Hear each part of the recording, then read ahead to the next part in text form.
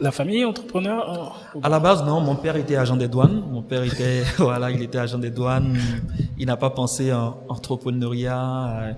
Et son ambition pour moi n'était pas l'entrepreneuriat. Il voulait beaucoup plus que, après le CP, je intègre l'MPT. Après l'MPT, qui est l'école militaire, Ouais. voilà, polytechnique. Donc, après l'MPT, il fallait pour moi aller au Maroc, où j'allais faire l'étude de médecine militaire D'accord. et rentrer au pays pour exercer dans le compte de l'armée ivoirienne. Ça, c'était son plan. Mais bon. Qu'est-ce qui a échoué? Non, il est décédé. Il est décédé assez tôt. D'accord, ok. Malheureusement, Ok. quand j'avais 8 ans, il est décédé. Ok. Donc, le plan était voué déjà à l'échec. D'accord, ok. Donc, ma mère n'avait pas grand moyen, comme mon père à l'époque. Donc, on était obligé de nous recentrer sur de basique. Donc, je quitte une école privée de renom ici en Côte d'Ivoire pour intégrer une école publique. Le gap était déjà réel. À 8 ans. Hein, À 8 ans, voilà. D'accord, Donc, ok. je ne vais pas citer l'école, mais quand même, c'était une école assez prestigieuse, mais ma mère n'avait pas vraiment les moyens de payer. Bien sûr. Donc, j'intègre à partir du CM1 une école publique. Et là-bas, la vie devient différente. Là où je vis, l'environnement. Donc, déjà, je pense que ça a développé ma capacité d'adaptation parce que, généralement, psychologiquement, dans ce genre d'environnement, il y a un décalage, il y a la faiblesse vis-à-vis des vices qui va se développer, mais il y a une capacité d'adaptation naturelle qui s'est mise en place, donc qui m'a permis de renforcer mon caractère. D'accord. Donc les années se faisant, je décide maintenant, à cause de la situation financière, de développer des activités. Donc j'ai appris l'infographie, donc faire des cartes de visite, des visuels pour des clients, des entreprises, des salons de coiffure. Donc je commence à m'habituer à financer mes études à travers, comme on le dit, des petits gombos. Et après, quand on intègre l'université, qu'on fait l'économie, on entend parler de bourse, on s'intéresse à la bourse. Et quand on s'intéresse à la bourse, on est passionné, on fait des tournées à l'intérieur du pays pour promouvoir la bourse. On est parti au Ghana, se former, comprendre là-bas comment les choses fonctionnent avec le stock exchange là-bas. Et ça crée une certaine passion naturelle. Donc, après, tu te vois plus vraiment avec tout ce bagage, toute cette expérience, même si t'as pas encore réussi, tu te vois plus en train de bosser pour quelqu'un. bosser pour quelqu'un, voilà. Ok. Donc à 8 ans, gros choc psychologique, pardon.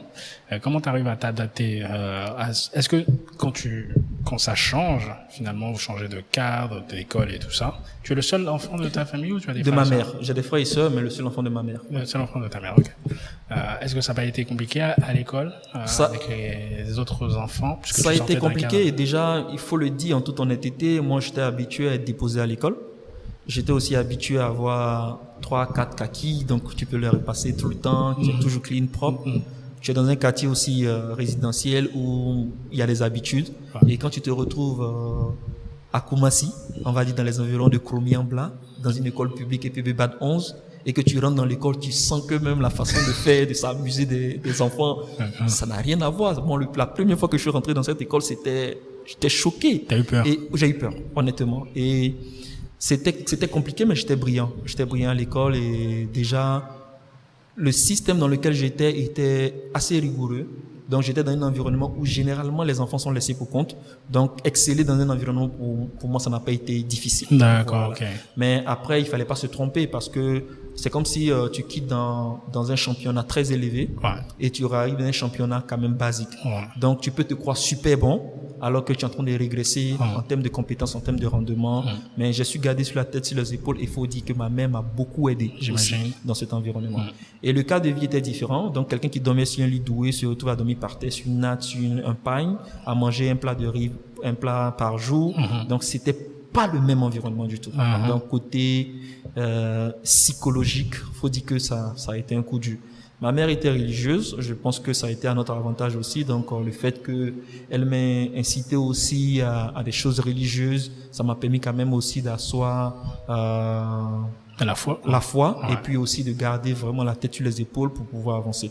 Donc je peux dire c'est tout ça qui m'a aidé et en même temps il faut pas cracher là-dessus parce que c'est tout ça aussi qui a permis d'être l'entrepreneur, le jeune entrepreneur que je suis. Voilà. Absolument. En termes de difficulté, je vais pas dire qu'il n'y a pas plus difficile que l'entrepreneuriat, mais ceux qui sont pas dedans ne s'imaginent même pas tout ce qu'il faut affronter. Tout à fait. Merde. Putain.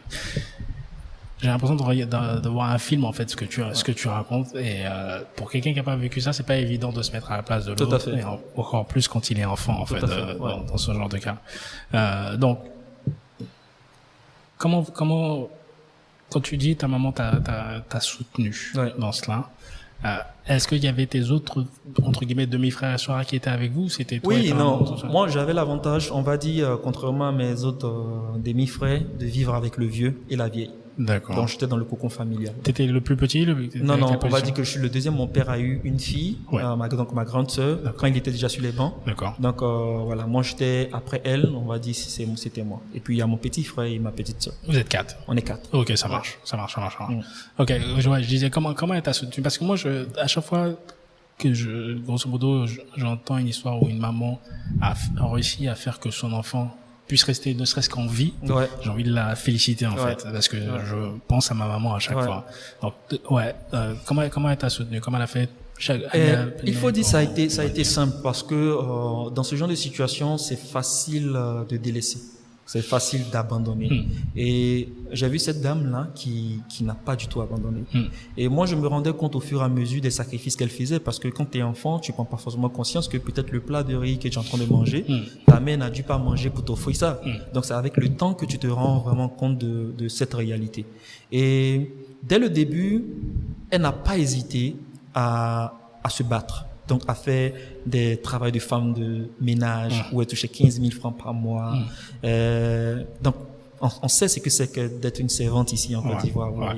Donc, une femme qui était mariée, qui avait un homme qui était cadre dans l'administration et aujourd'hui, qui se retrouve quasiment sans rien.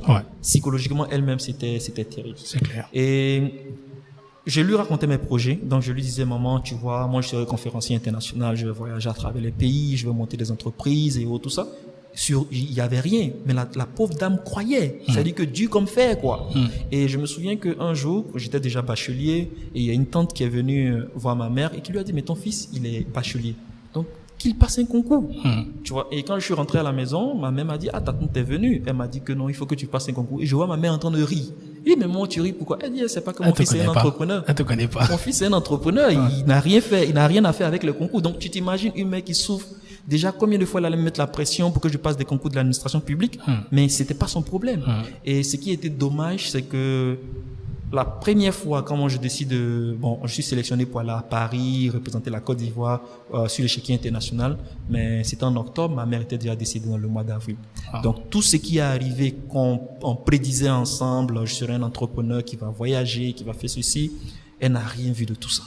Et ça a été... Elle voit d'où elle est. Bon, c'est clair. Après, moi, j'aurais voulu un peu qu'elle profite peu de cette situation, qu'elle puisse être là. Et souvent, c'est quand même douloureux de sentir que celle qui t'a soutenu n'est pas forcément à côté de toi. C'est clair. Mais je sais qu'elle m'a béni et je sais que c'est sa bénédiction aujourd'hui qui m'accompagne dans l'ensemble de mes projets. Comme je l'ai dit, on peut avoir des compétences très élevées, mais la base aussi, est très spirituelle. Donc, il faut tout capitaliser en termes de spiritualité, comment tes parents te perçoivent, tout ça. Et ça a été très important pour moi de pouvoir rendre honneur à ma mère jusqu'à ce qu'elle décède.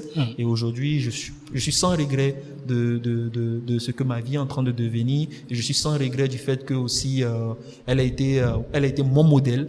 Voilà. Donc, on continue d'avancer dans cette lancée. Ça marche. T'avais quel âge quand maman est partie? Là, elle est décédée quand j'avais 24 ans. D'accord. Voilà, donc on va dire elle est partie un peu plus tard, si je veux comparer à mon père. Bien sûr. Voilà, c'est... Ok. Quelles sont les 3 choses, tu dirais, qu'elle t'a laissé et que tu utilises tous les jours? Ce que j'utilise tous les jours, je vais dire premièrement, c'est la foi. Ma mère est une femme de foi exceptionnelle. Et elle n'avait peur de rien. Elle ne doutait jamais. Et il y avait toutes les raisons de douter. Et c'est ce qui m'est resté. Parce que, vous voyez, comme vous le dites, en entrepreneuriat, on est là, il y a des défis. Mais qu'est-ce qui te fait continuer? C'est la foi que demain sera meilleur. Donc, tu n'abandonnes pas. Donc, je pense que c'est la première des choses qu'elle m'a laissé. La deuxième des choses, c'est l'amour. Parce que moi, j'avais beaucoup de haine dans mon cœur quand j'étais petit. D'accord. Et c'était basé sur le fait que je trouvais qu'il y avait des personnes dans l'entourage de mon vieux, de ma mère, qui étaient présents quand on était dans de bonnes conditions, mais qui ont disparu, malheureusement, quand il n'y avait plus rien. Et je voyais cette femme-là aimer ces personnes, servir ces personnes, comme si de rien n'était. Et ça m'a aidé à aimer. C'est-à-dire que avoir de l'amour pur, c'est-à-dire que ne pas attendre en retour. mais pouvoir donner sans attendre un retour. Et ça m'aide aussi dans mes actions communautaires, parce que vous savez, quand vous êtes entrepreneur, que vous voulez aider les gens et que vous voulez attendre beaucoup d'eux aussi, le travail devient pénible. Mais quand vous faites dans le souci d'aider, d'apporter quelque chose à votre communauté, c'est une motivation qui est encore plus pure. Donc après, je peux dire que ce qu'elle m'a laissé, c'est le courage. Parce que la femme était courageuse. Comme j'ai dit, je me suis rendu compte des années plus tard que ma mère se sévrait pour me nourrir. C'est là qu'à 18 ans, moi, j'ai décidé de quitter ma mère parce que je supportais plus de rentrer à la maison, devoir manger pendant que la dame n'a pas mangé. Et j'ai fait l'expérience en lui demandant un jour, tu as mangé? Parce que je prenais jamais l'habitude de lui demander. Je mangeais et puis je lui dis, est-ce que tu as mangé? La dame ne répond pas. Maman, est-ce que tu as mangé? Elle pouvait pas me mentir. À force d'insistance, j'ai compris qu'il y avait un problème. Donc, j'ai dit, le peu qu'elle gagne, si elle peut s'occuper d'elle-même, c'est bon. Moi, j'ai déjà 18 ans. Je peux me lancer à l'eau. C'est comme ça que je quitte la maison où on était et je commence à aller de maison en maison, de tuteur en tuteur, demander service aux gens, le temps de préparer mes examens, mon BTS, ma licence, mes diplômes et autres, pendant que je fais des petits gombos sur le côté, comme on le dit. Et de fil en aiguille, je commençais à ressentir maintenant cette autonomie financière. J'étais pas plein aux astres, mais au moins je pouvais payer mes cours, c'était ça déjà le plus important, et payer mes cartes de bus pour aller à l'école. Donc ce courage-là était fondamental aussi pour me permettre de foncer, de ne pas avoir peur, de pouvoir moi aussi me sévrer, d'accepter d'avoir fait peut-être une longue période, ne serait-ce que pour atteindre mon objectif. Donc je pense que voici peut-être quelques valeurs qu'elle m'a laissées.